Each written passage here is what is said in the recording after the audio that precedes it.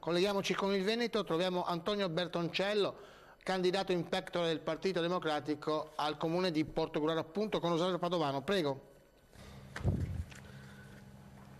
Grazie, prendiamo la linea dal Veneto. Abbiamo invitato Antonio Bertoncello, già sindaco di Portogruaro e prossimo candidato del centro-sinistra, per parlare di Piazza Marconi, perché Gianmarco Corigliano, come presidente di commissione in provincia, ha detto l'altro giorno che ha recuperato i soldi per Piazza Marconi. Lei però non è d'accordo? Ma diciamo che ormai stiamo assistendo a delle situazioni... Mette in dubbio la paternalità di Corigliano di questi finanziamenti? Non c'è dubbio, adesso però mi lasci un attimino spiegare perché... Prego, mi lasci spiegare perché. Allora, Piazza Marconi ha ricevuto un contributo regionale di 486.000 euro in funzione di una legge che prevede contributi per le città murate. Abbiamo lavorato 1 anno e mezzo per raggiungere questo obiettivo e per avere queste risorse avevamo concordato con la Regione di avere 1 milione di euro, 500.000 euro nel 2008, 500.000 euro nel 2009.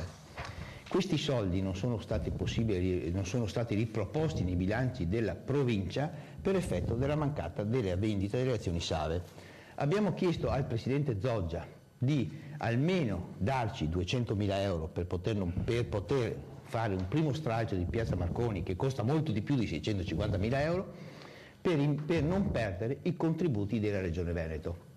Se Corigliano ieri sera ha dichiarato a questa televisione che c'è una determina dirigenziale, vuol dire, visto che il bilancio della provincia di Venezia non è ancora stato approvato, vuol dire che queste sono risorse che erano a bilancio dell'anno precedente.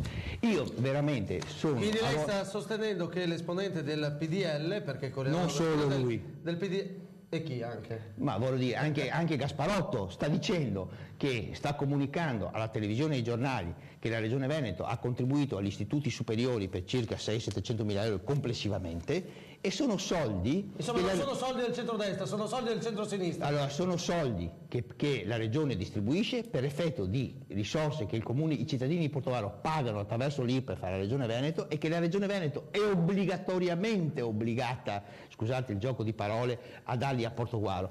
E comunque la competenza delle scuole superiori è della provincia di Venezia. Quello che è vero è che stanno ritardando gli investimenti sul commissariato, sull'Impolito Nievo e sulle piste ciclabili di Giussagro Lugnana. Se vuole, io la invito, siccome a loro continuo a fare l'invito e non vengono a discutere con me, si faccia promotore di un incontro con gli esponenti del centro-destra e facciamo un confronto. Facciamo un confronto però sui nostri schermi, perché magari. I cittadini, secondo me, sono stanchi di avere informazioni contraddittorie l'una dall'altra senza poi riuscire a capire come stanno le cose. Benissimo, botti di fine anno dalla redazione veneta, grazie ad Antonio Bertoncello, la linea alla redazione centrale.